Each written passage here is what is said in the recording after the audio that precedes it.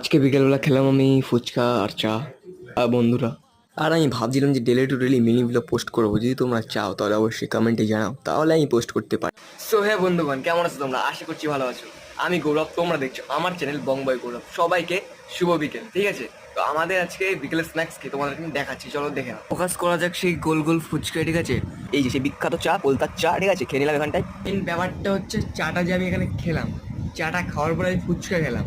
জানি না যে পেটে কিছু ডিস্টার্ব করবে কিনা, ডিস্টার্ব করলে কোনো ব্যাপার না, কারণ খাওয়া ইজ মাস্ট, ঠিক আছে?